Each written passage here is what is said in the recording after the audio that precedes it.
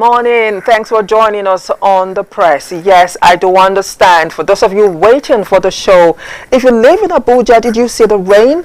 I'm telling you, everything came crashing down this morning. But you know the way it is. We must be here to ensure that we give you that which we promise every day. And that's the only reason why we are here. The show must go on. And I am happy that you were there waiting for the show.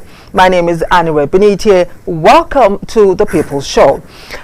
Today is the usual, the weather report, the front pages, our guest. I have a guest already. I'm expecting another one. So I do hope that we have a full house. Without wasting much time, let us go straight on now to the weather. Let's try to see what we can take as we start the show.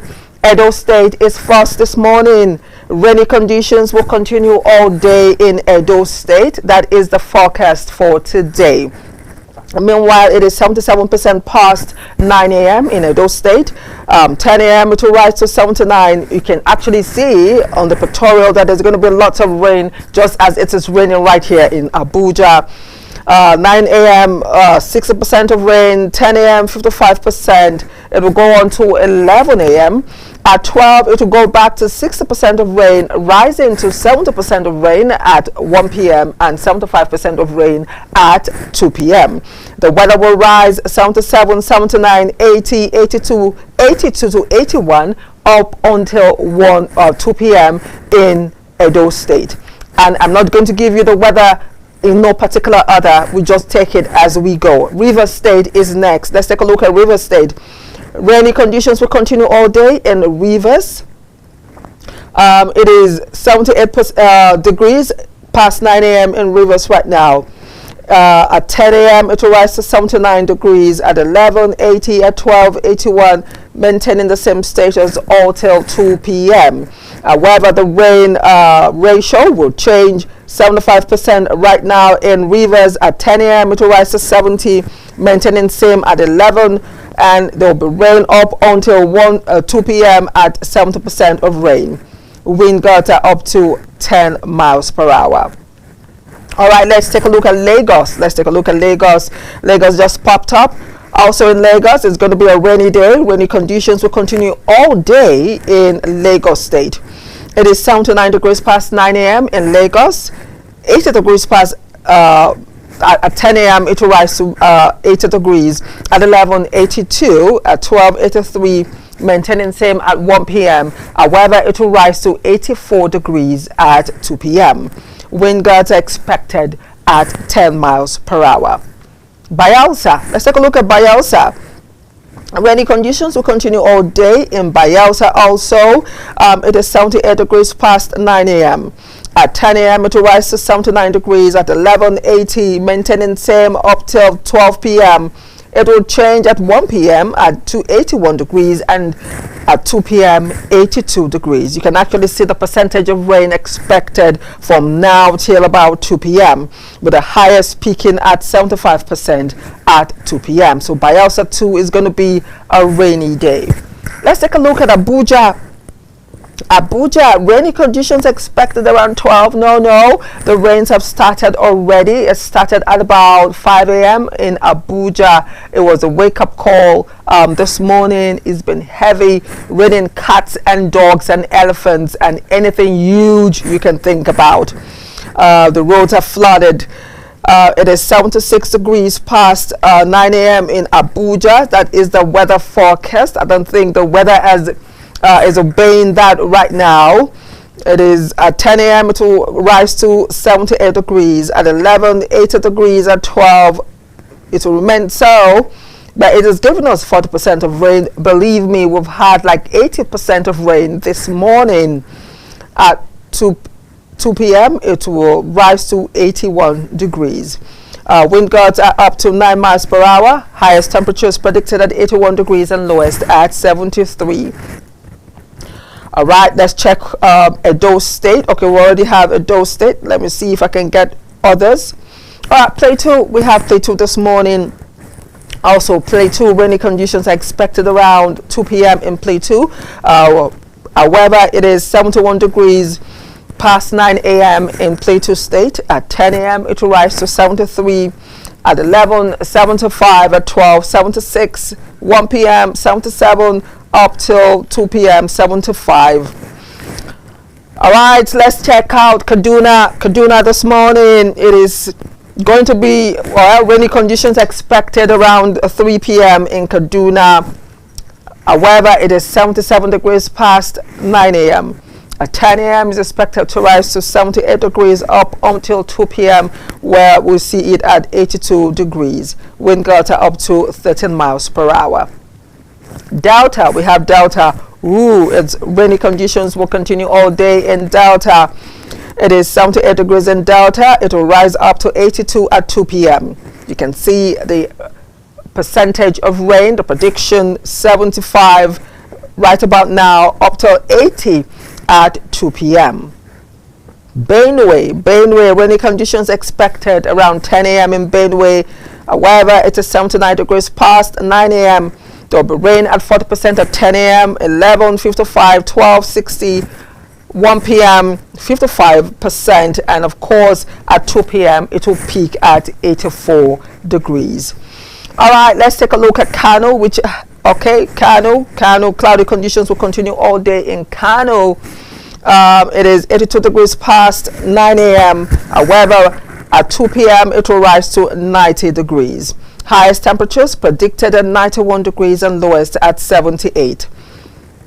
Wind gusts are expected to rise up to 14 miles per hour. All right, that's all we can take on our weather report this morning, as we move on now to the front pages of our papers. Let's take a look at the Punch. The Punch newspaper this morning has the screaming headlines just below the mast. It says 2027 elections, 6 legal hurdles before INEC. Right, you want to find out, pick a copy of the Punch so you can take a read at page 2. Just beside the mast, rising prices threaten Nigeria's poverty reduction gains, says IMF. Rising prices threaten Nigeria's poverty reduction gains, says IMF. We know already. Constituency projects alleged funding suspension throws reps into rowdy session. All right, that is the Punch. Let's take a look at the Daily Sun in no particular order. Also, we're taking the papers. Daily Sun is our next paper, and it says commotion in House of Representatives over motion to summon Tinubu. Lawmakers kick against plan to suspend constituency projects. Beside the mast, PFIPC, ADC, Atiku reject ICPC probe, insist on independent inquiry. I totally agree. I totally agree that we also include independent inquiry into the PFIPC probe, aside what the ICPC is doing, so we can, compare both at the end of the day, and Nigerians are sure that they got the right reports. That's just what I'm saying. You can't blame us as Nigerians. This is our reality. We're calling for independent probe outside ICPC so we can balance both and get to the root of this problem. Tinubu hails Aliyah for job creation through industrial revival, peaceful environment. Joint military chief of army staff begs Southeast. Okay, begging time. No, we want action. We want action. We want results. That's what we want. No begging, no promises, results. That's what we want. That's what we deserve. All right, let's take a look at The Guardian. The Guardian newspaper this morning says legal distractions, intimidation weaken opposition's 2027 contest. Legal distractions, intimidation weaken opposition's 2027 contest.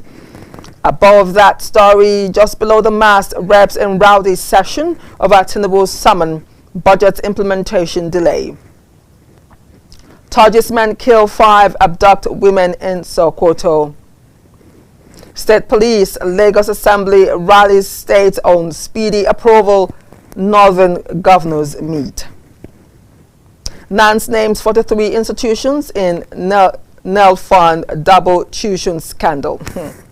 Wow.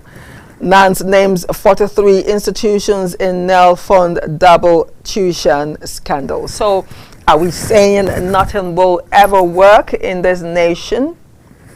Is that it? That we'll never get a smooth sailing without corruption biting and eating. You know, while growing up as a child, we'll do debates in school and the teachers will often talk about corruption eating the fabric, eating into the fabric of society, and we always have this imagery. Is it Adire or Kampala, or is it lace?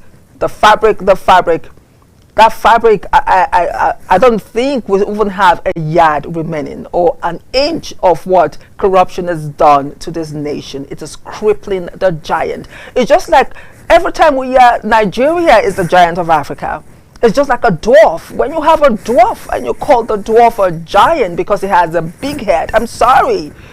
I mean, it doesn't apply. Having a big head sometimes is good if what is inside is being utilized for good, right? So the question is, will nothing ever work? Now we're having more scandal coming up, even when we're yet to settle the dust of the one we're trying to understand. Nance names 43 institutions in Nel Fund double tuition scandal. This is too much. Ex-policemen reject Pencom's option B to protest poor welfare. Okay.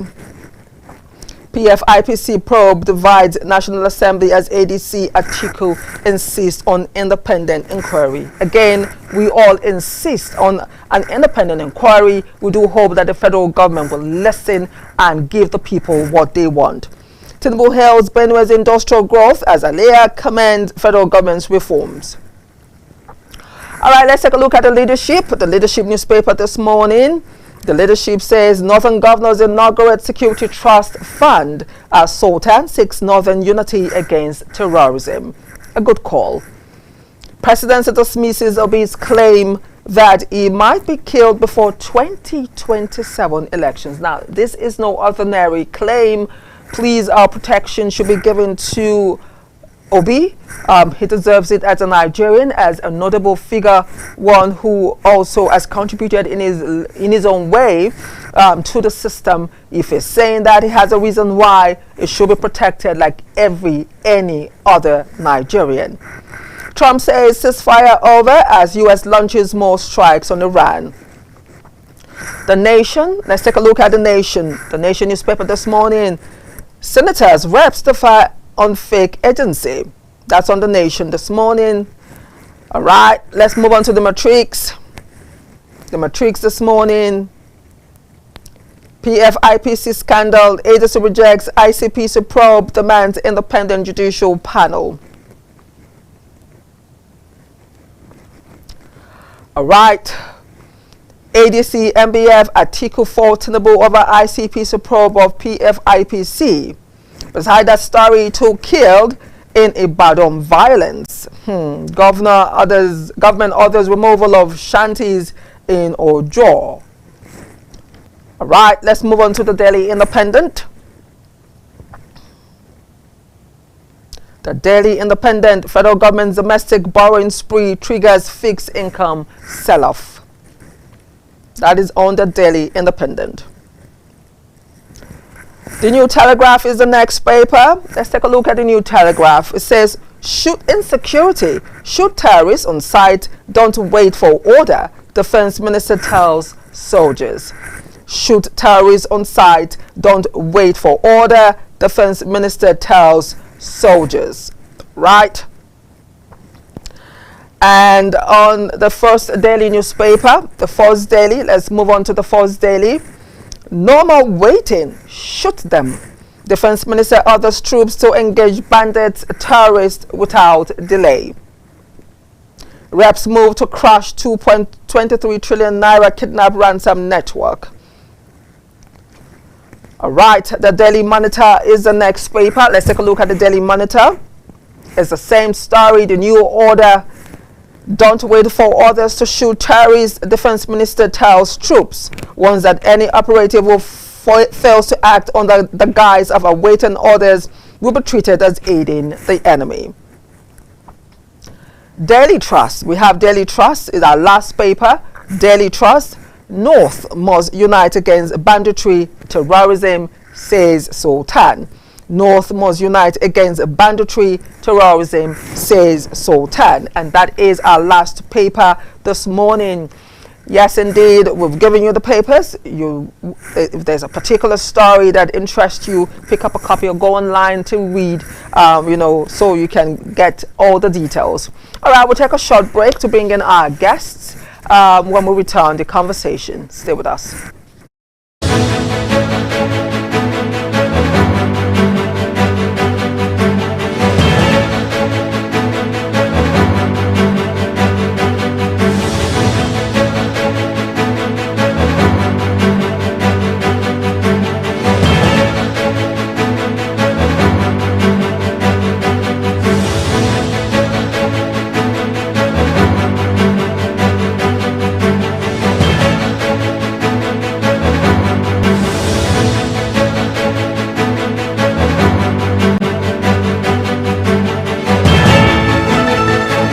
In a world where information is vital to every individual, a platform where technology is a medium to pass information, you can always catch up on all information written in the newspapers, even without having one.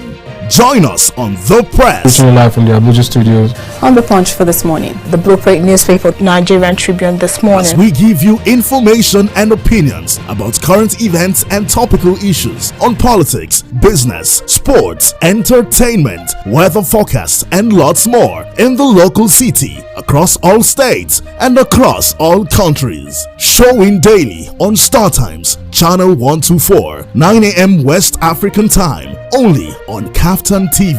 Stay connected with us. That he said it is a reason why I will not do it. I pursue the federal government to pay us our damages. YouTube, Kaftan TV. A very tricky one. And then the bottom line is this. Website www.kaftan.tv. Point is, the youth must come together. The pendulum can swing in your favor. Instagram, Kaftan_TV. Kaftan TV. Imagine a beautiful world.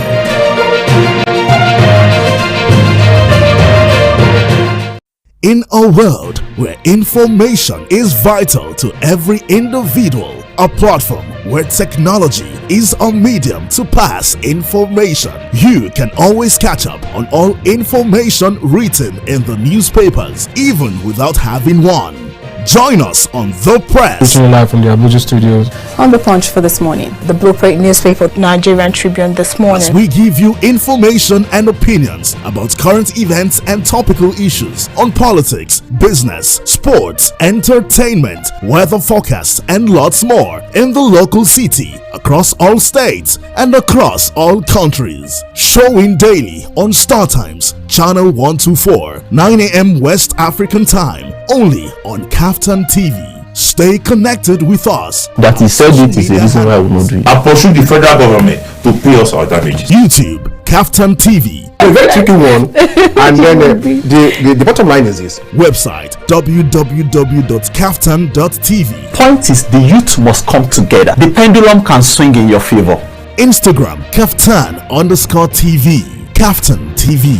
Imagine a beautiful world.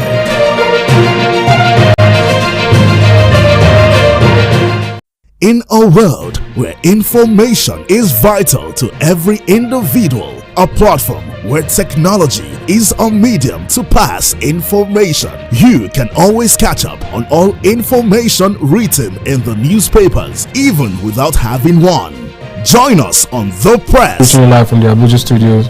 On The Punch for this morning. The Blueprint newspaper, Nigerian Tribune this morning. As we give you information and opinions about current events and topical issues on politics, business, sports, entertainment, weather forecasts, and lots more in the local city, across all states, and across all countries. Showing daily on Star Times, Channel 124, 9 a.m. West African time, only on Kaftan TV. Stay connected with us. That he said it is a reason why I will not do it. I pursue the federal government to pay us our damages. YouTube, Kaftan TV. A very tricky one.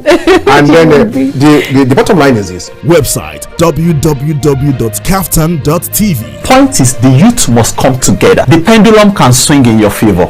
Instagram Kaftan_TV. Kaftan TV. Imagine a beautiful world.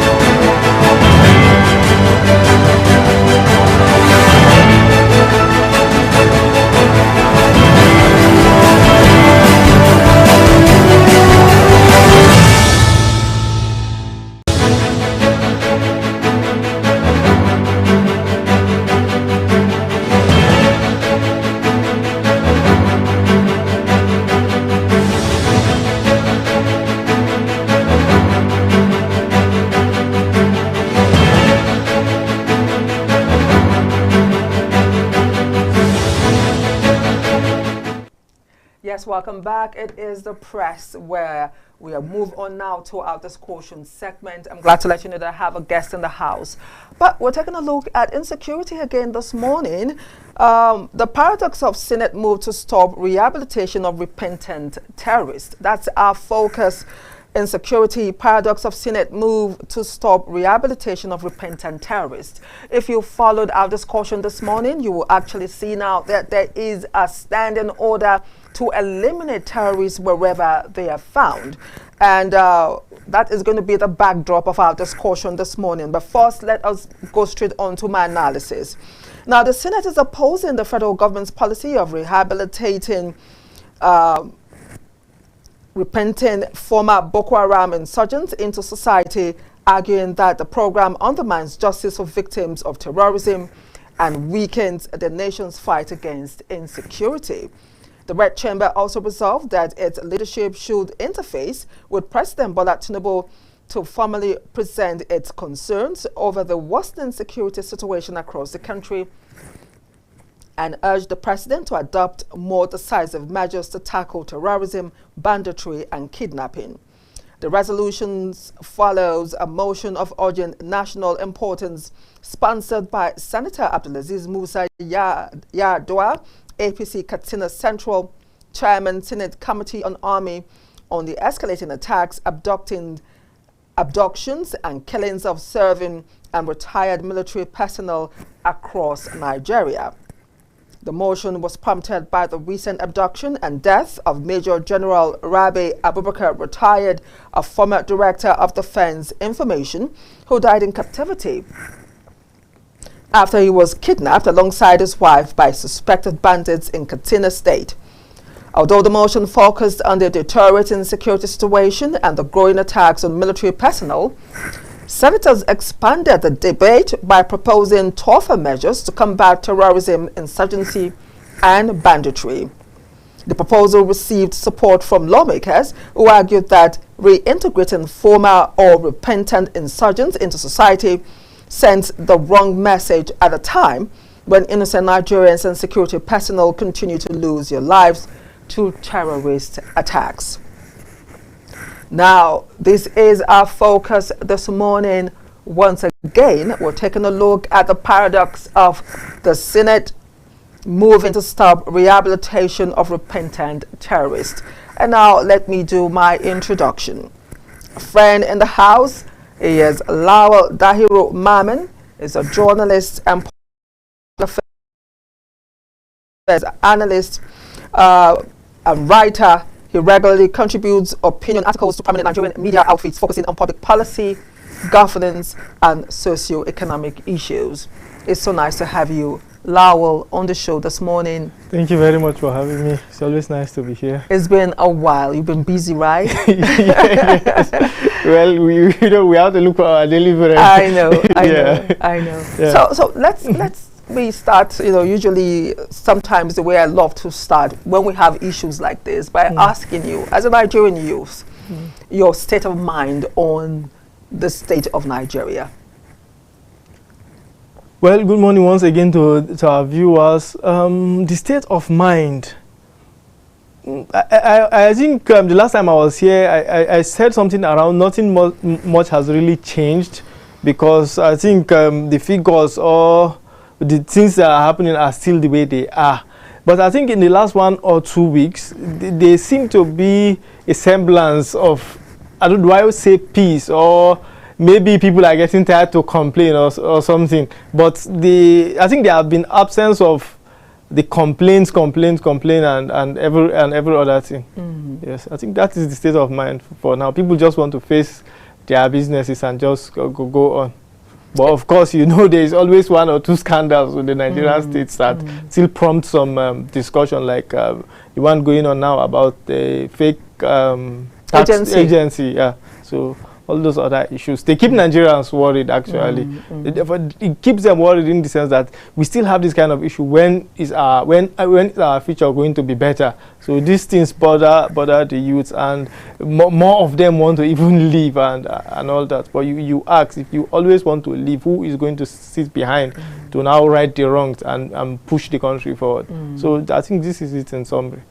Yeah. I'm like 100 years old. And I did say, while we were in school, we have our little debates from primary school to secondary school, the debate in society, and probably it was like a prediction or a look into the future. The 2 core debate topics that teachers will bring, that will invite schools, always dwelt on what's it called, corruption. And you hear my co-debaters, corruption is eaten into the fabric of society. We repeat, because the teachers will help us on, and the youth are the future of tomorrow. Discourse, we bring in yes or no, but you just said right now the youth have no hope, and the corruption that we've talked about forever is still what stares at us at every nook and cranny that we look at, and it has become a monster, going by the latest scandal that we have at hand right now. So I know how threatening the situation is, especially when one does not have hope. They talk about the light in the tunnel, but there's a new thing that I saw that I'm carrying with myself. Went on YouTube, on Facebook, and a lady says, I'm taking my light into the tunnel. Not waiting for the light at the end of the tunnel. I'm going to go into the tunnel with my own light. Probably that's the new way we should begin to take a look at the situation that we're going through. Now, talking about our topic this morning, the paradox of Senate move to stop rehabilitation of repentant terrorists. Now, it's a paradox for me because over and again, the allegations have been there that repentant terrorists have been absorbed into some form of governance, been absorbed into the military, the police, and the federal government will come again and again to tell us, nothing like that is happening, is all fallacy, is not true. Even when people recognize some of these people and they raise an alarm, we keep hearing no, no, no. I just want us to take a look at this. A nation who gives preference to terrorists in any form. Is that right? Well, when we put it that way, that a nation who gives preference to terrorists, whether it is right or wrong, put it that way, it's wrong, obviously. The obvious answer is it's wrong. You can't give preference to terrorists more than the peace-loving or the law-abiding citizens. But the issue with this initiative, this rehabilitation program of 18, it's under Operation Safe Corridor, right? It began in 2016 when they saw that a lot of insurgents were rising, even adding to the number we had, maybe especially in the early days. In the early days, where more of them were coming in, both the ignorant and all. If you check Boko Haram specifically, when they started, those people that were involved were kind of, should I say, educated people. they went to the universities, they had their degrees, but because of the doctrine or the ideology, they took upon for themselves, some of them taught their certificates, and we saw all that. But as time progressed, we saw that even people that do not really know what these people are fighting for, they started joining this group. So it became too much, and the security experts and what have you came up with the idea of Operation Safe Corridor, which I think is headquartered or centered in Gombe State. It was majorly taking care of the Bay states, Yobe, Borno, Yobe, and Borno, Adamawa, and Yobe State. Now the idea is what they call it: de-radicalization, rehabilitation, and reintegration. Now the process, and mind you, there are 17 ministries, departments, and agencies that are taking care of this. Now, one of the issue with this, and why people are still calling for the counseling of the program, is the fact that enormous amount of money is spent.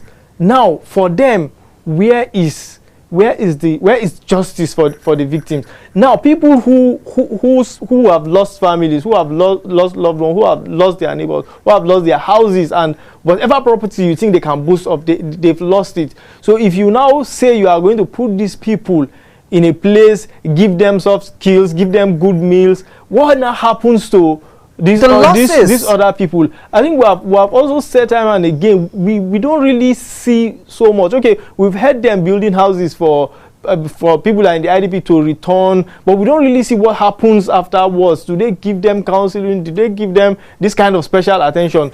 We don't see that. So there's the issue of justice. Where does justice happen? Now, there's also the issue of trust deficits. People don't really believe that these people have repented in the long run. Of course, we've heard people saying they are later recruited to the army, and that is why sometimes we see ambush on our military personnel. Although we do not have evidence to prove that, but these things, they exist, and they are not something that you just take at face value and you leave them. So these are concerns. But then, for those who came up with the idea, they are telling us that, okay, we are not just doing this. This is not just everybody. What we do is we bring these people and they follow the DDR process. But what we first do is we do a kind of scrutiny and screening. What we do is when these people come and they surrender, or they are caught during all this exchange or military operations, what they do in this scrutiny and screening phase is to distinguish and say who, and I think they categorize them down into 3 tiers. Now, the first one they call low risks. Now, then they say middle risks, and there's high risks terrorists. What they do is they push those they have classified as low risks into the pipeline of this rehabilitation, and the mid and high, who must have killed and maimed people, they now push them to the other side, to the Ministry of Justice, so they can face the wrath of the law. Now, those people who are now here, the DDR process is, the first thing is that they want to disengage them. That is the first thing. What does, of course, is just simply taking the arms from them and all that. And when you now do that, you de-radicalize them. What that means is that you bring in psychology, you bring in religious scholars to try to give them a new idea of what religion is, or of whatever agenda they are trying to, or whatever ideology they have. Just give them the right ideology. That is what the de-radicalization is supposed to be. Then the rehabilitation. The rehabilitation is now the portion where they teach them skills, so that when they go to the final phase, which is the reintegration, they have something to do, and they don't go back idle. So in the rehabilitation phase is where they teach them maybe tailoring, maybe knitting, and all this other, maybe catering, and all this other soft skills. So there are all these deliberate attempts to see whether the Operation Safe Corridor works or not.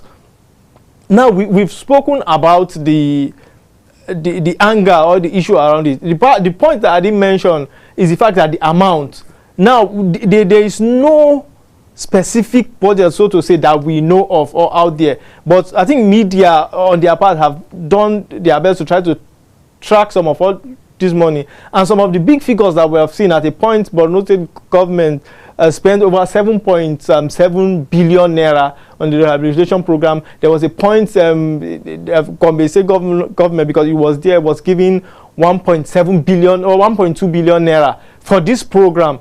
I think the same year they used, because of the number of the people, the facilities that were provided were not enough. They used the NYSC camp in the state. So that year, I think 2022, they gave over 1.2 billion naira for the program. So these things are saying, okay, these are monies that are supposed to use to better our lives. Why are you wasting it on hooligans and what have you? There is that. But for the security operatives who keep supporting it, who say they support it today, they supported it yesterday, they support it today, and they are still going to support it tomorrow, for them, this is not out of place. For them, it is a long-term strategy, because, number one, you cannot kill everybody. That is according to those for the program. You cannot kill everybody. How many people do you want to kill? Do you understand?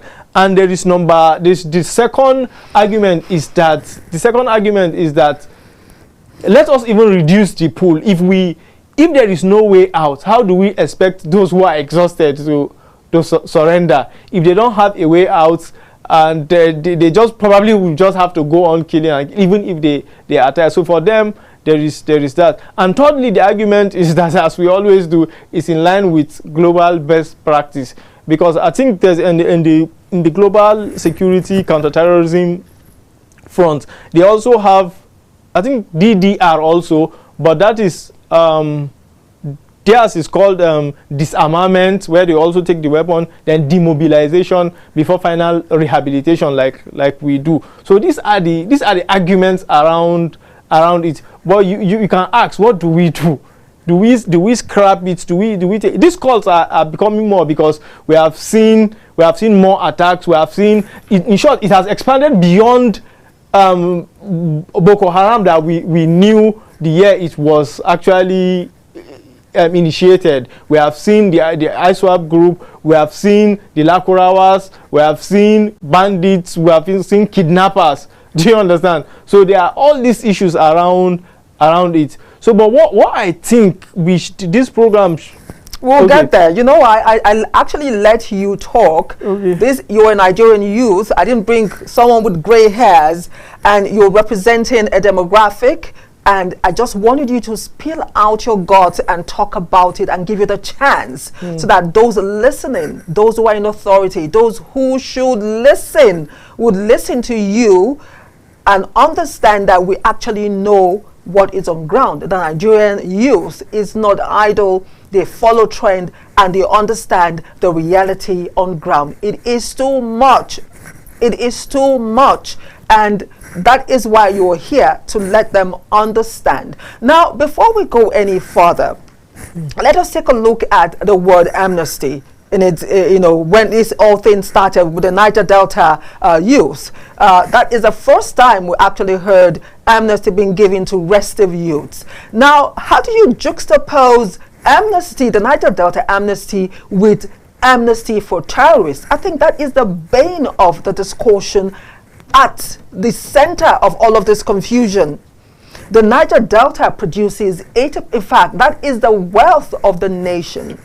That is the wealth of the nation. And youth in Niger Delta, now, the origin of the restiveness, as you know, when I tried to understand it, was a visit to Abuja. The restiveness started.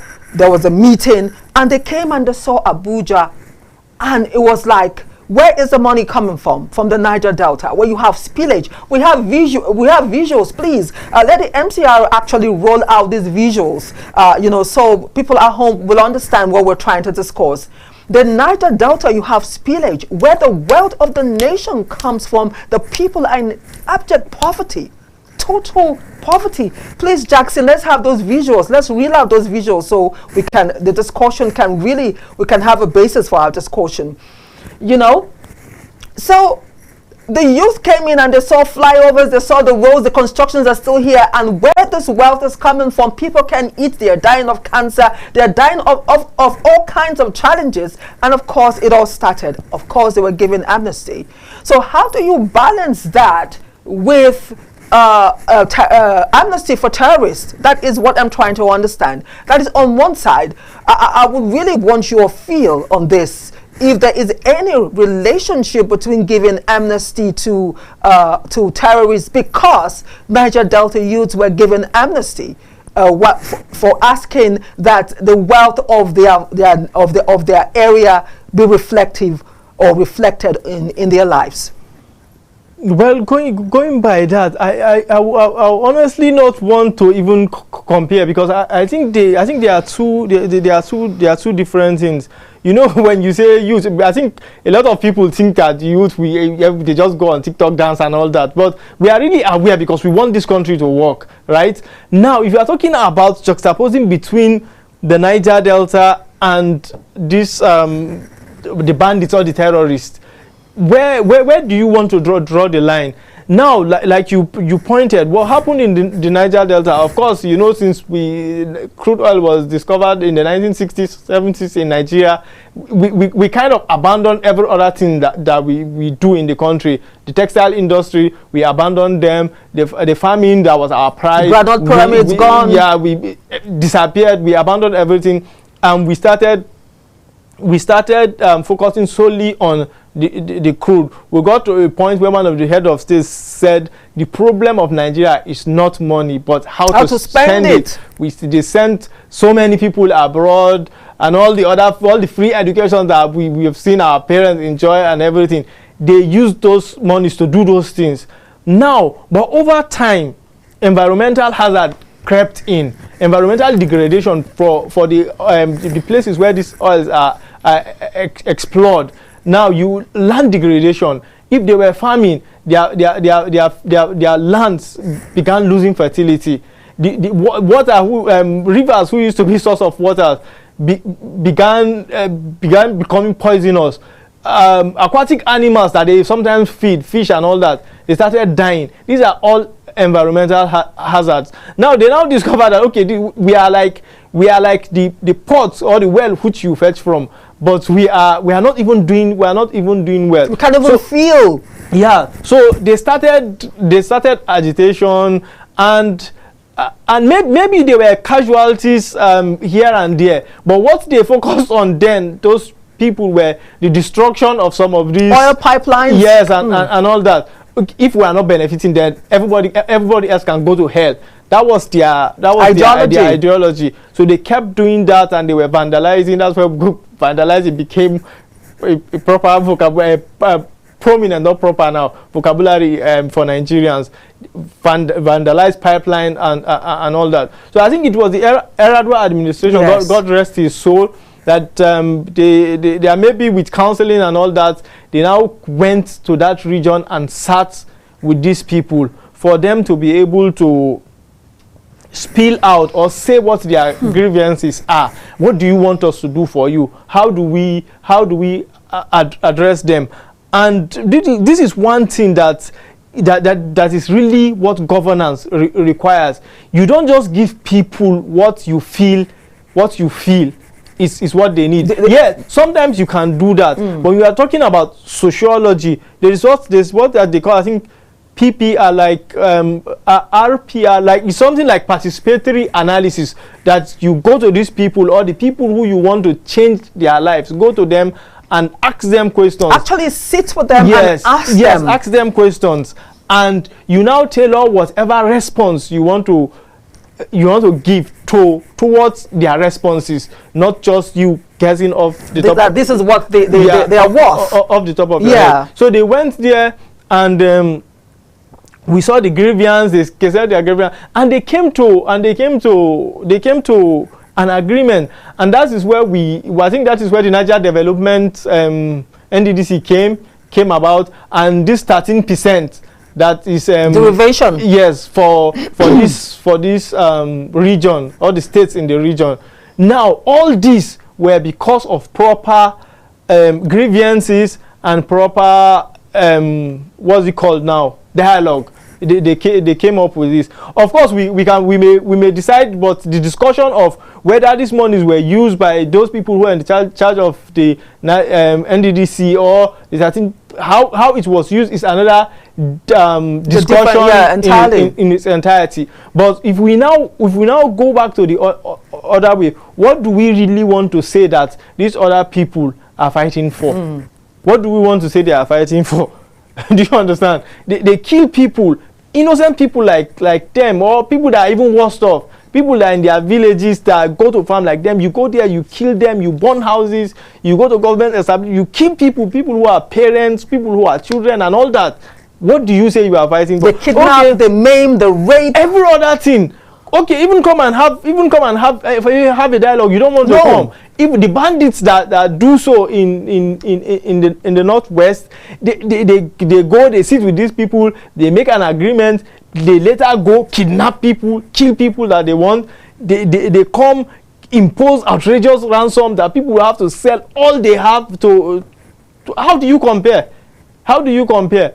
You understand?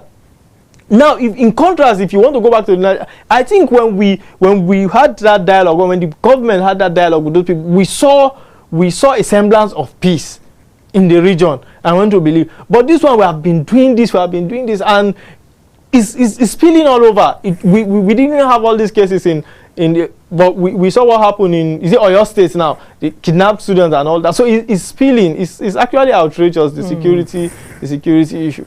So, if you just joined us, we got totally carried away with this discussion. Our focus is insecurity. Paradox of Senate move to stop rehabilitation of repentant terrorists is a paradox because it has become a monster, a hydra-headed monster that has gone out of control, and they are calling for this first, not because of the basis for this cry is not for me. There was no talk of other Nigerians that have lost their lives, but it was based on just one person. It was at this point that they've now decided to question the Nigerian government on this particular issue. But there's a new order, the kill at sight order of terrorists.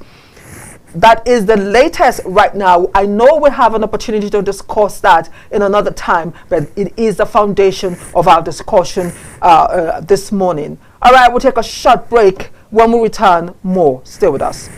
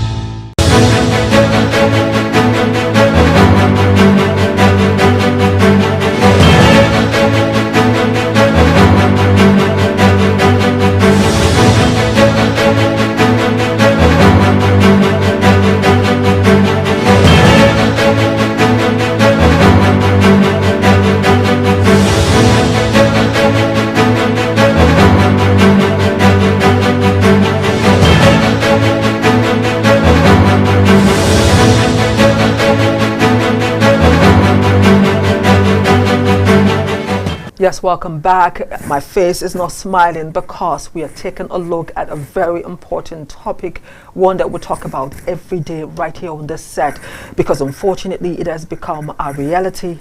Nigeria, the greatest black nation in the world in terms of numbers and resources, everything to make a great nation God has bestowed here. We have everything, intelligent people, beautiful people, great people. We have the land, the weather, we have everything to be the first, the best. That is who we are. That's what we were created to be. But unfortunately, forces will not let it be.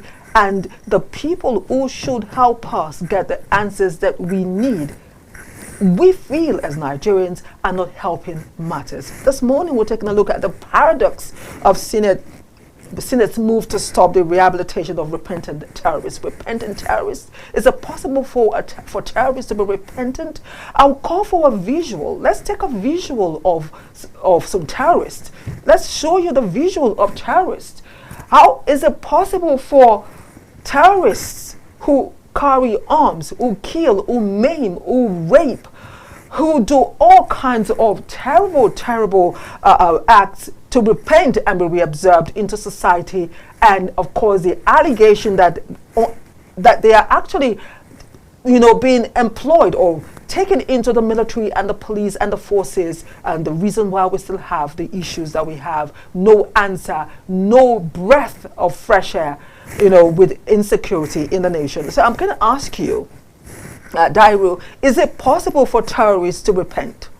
Do you think that it is possible for terrorists who kill, who sack villages, who kidnap pregnant women, who do all kinds that you're doing, to actually repent enough to be reabsorbed into society? Wow, this is tricky. Whether it's possible for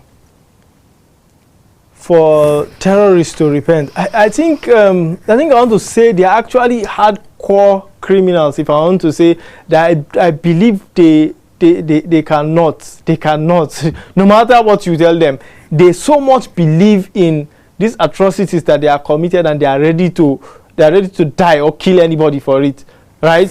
So, but the other concern is there are actually really people that are pulled to it. I think I usually give this example. The current defense minister, where he was the CDS, he was still in active service.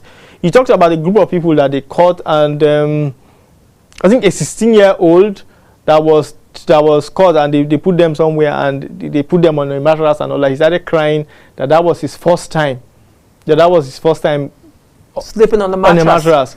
16 years. 16 years of existence. Yes. So, but he was drawn into this for 5 years, or so. He was still young when he was conscripted. Yeah, into the insurgency.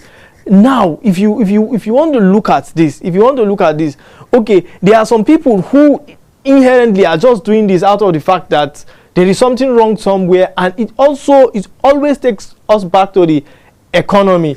When everything is working fine, and people are able to eat averagely, when I mean fine, at least everybody is able to feed and all that. When these things are working, and you know that anybody that actually goes to criminality doesn't have a defense, right? Then you cannot begin to explain these things that we're trying to explain on behalf of people that have committed atrocities. But whether they are dragged into it or not, I think they should really face the wrath of law. They have really caused damages. This is my honest opinion. They have killed a lot of people. Traumas that some people cannot. I know of a woman who all her families except one son were killed, and I think there are about 15 in the house also. All of them. That woman caught. She has been battling with hypertension, I think, since 2015 up till date. Sometimes she say she wishes that she dies. Do you understand?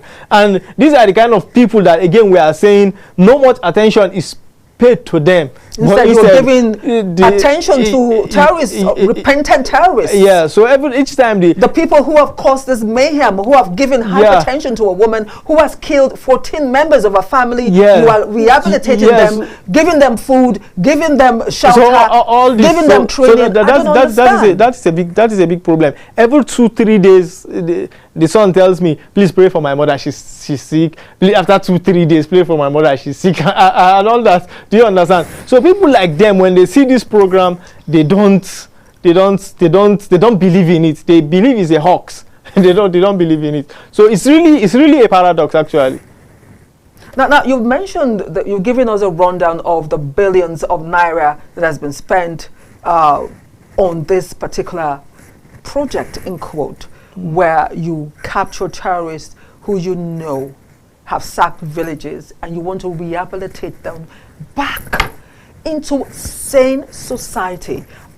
Is it possible to actually take a sponge and wash the mind of someone who has an ideology like Boko Haram, that education is seen? Is it possible to change the ideology of people who see humans less than flies? Is it possible? That is a huge question that I'm asking. Is it possible to change someone's ideology in 1 year, in 6 months, with eggs, bread and tea or mattress? Is it possible? It is with skills, with tailoring, with shoemaking. Is it possible? It's really a huge one that maybe I may not be in the best position to answer. Maybe we will need to. Maybe one day we need to sit side by side with people that are really experts in psychology to be able to tell us these things. It sounds, even if that is possible.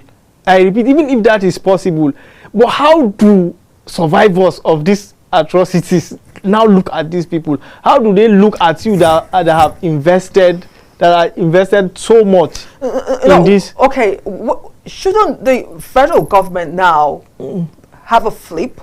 Those billions that we talk about, they go in search of survivors of these traumatic acts, go after their families, make a flip and pay attention to them instead of terrorists, and spend these billions of nairas on families who have lost brothers, sisters. Imagine one family of 15 losing 13 members to terrorists. Shouldn't trauma centers, shouldn't we have a huge rise of trauma centers for these families? Shouldn't it be the focus for the Nigerian government instead of focusing on rehabilitating terrorists? So I've actually had this debate or exchange with somebody. He now pointed out to me that they built houses for some, and NEMA goes to give. They are going back home. NEMA goes to give, or SEMA, state management, the emergency management, they go to give them some things when they are going back to their houses.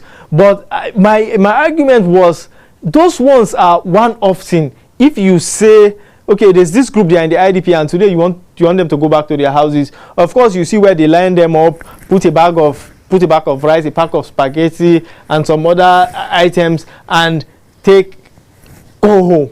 We've seen that. We've seen pictures, but that is a one-off. Does it settle them back? I also said we can start. I told the person that for me that is not enough. We can't take that back. And what happens to the trauma that they are carrying? Now I told him that what we should start looking at that point is that maybe we should start having rehabilitation centers for these people, at least in geopolitical zones where these things happen. Maybe we can say, let's have one. Let's say for a start, let's have one in the northeast, let's have one in the northwest, let's have in the north central. We pray these things don't spill to other parts of the country. But we really need that. These people, and mind you, some of these things can be very, very dangerous. Some other persons that are aggrieved could also decide to take up arms because they feel a huge injustice has been done to them, and nobody cared. Let's take a call from Mazi Okorafo from Arochukwu. Mazi, good morning. Good morning, my sister. Good morning, Nigeria. Please go ahead. Yeah, one thing we stay now in Nigeria that the policy that you are seeing is whether verification or not verification. We have to look inward. That is to say, whether the money accrue or not accrue, the government should do the needful. Any money we cover from anywhere, they should take it into our educational system. Because right now, facilities in our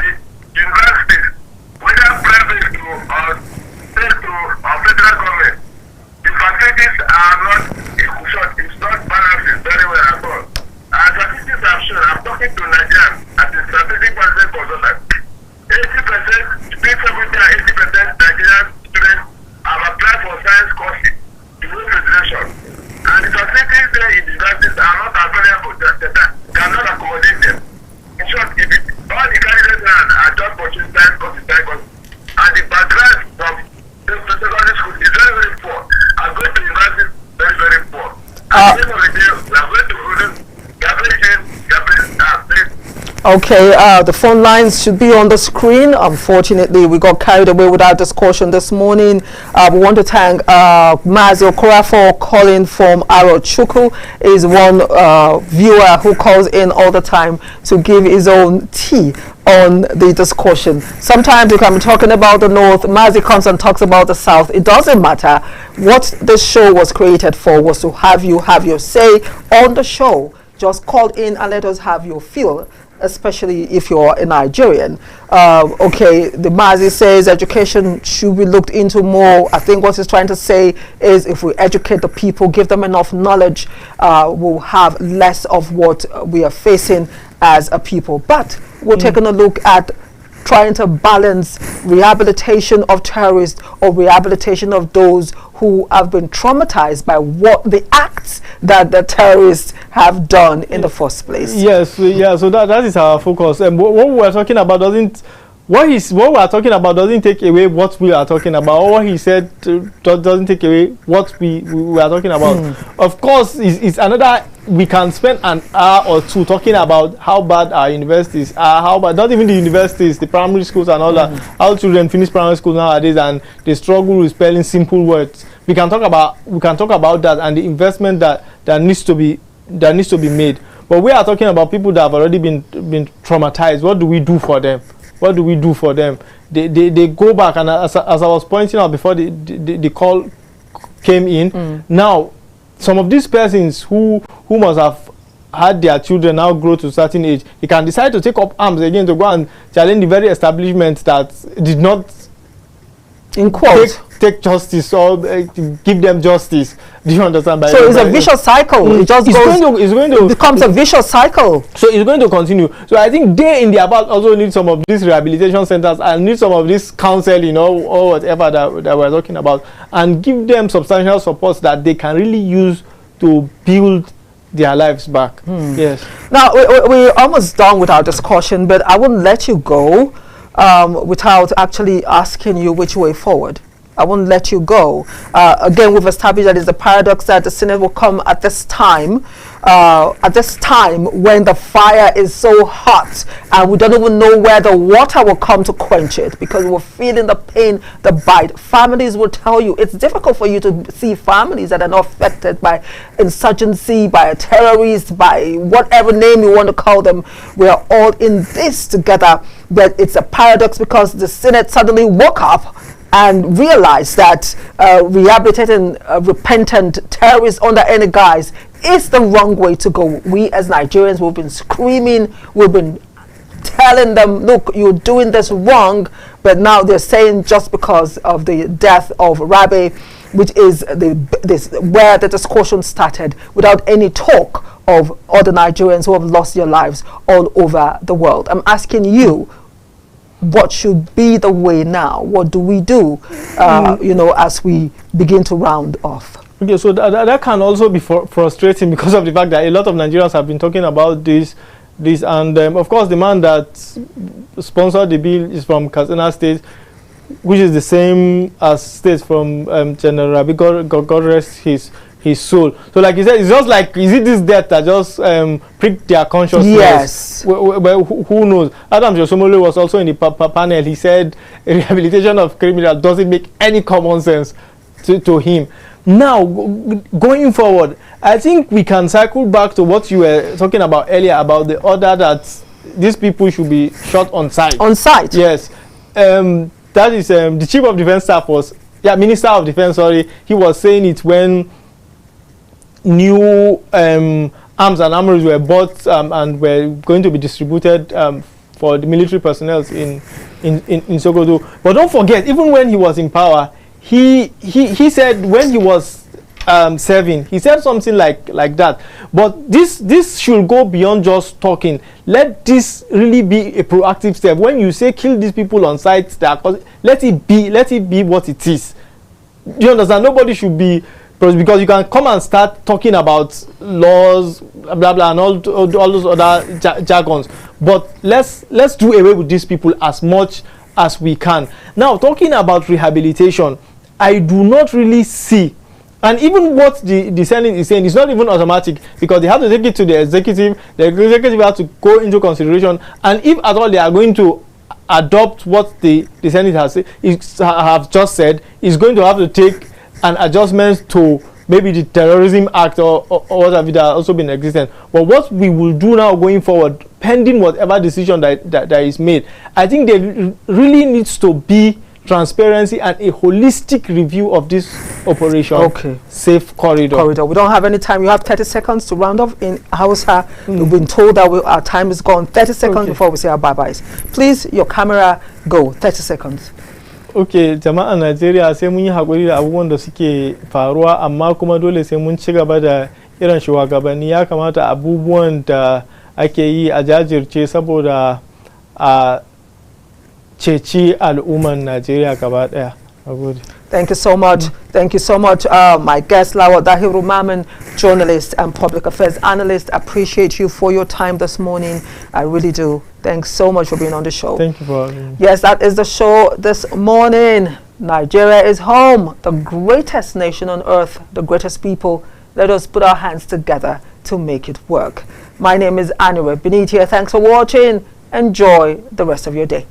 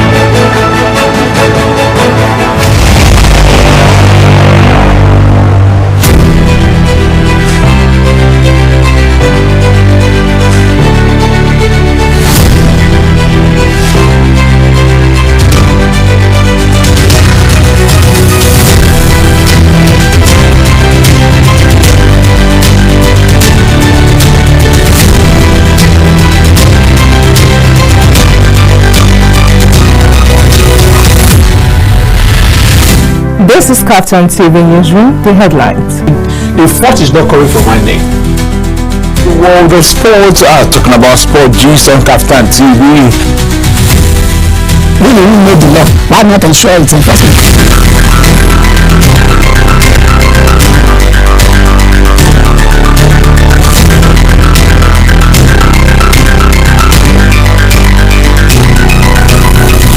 $73 billion, you know.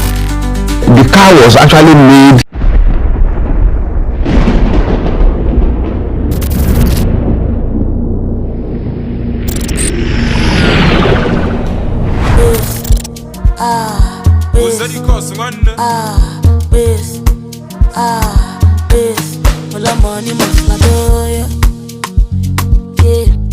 I get plenty paro, yeah. You know after the show.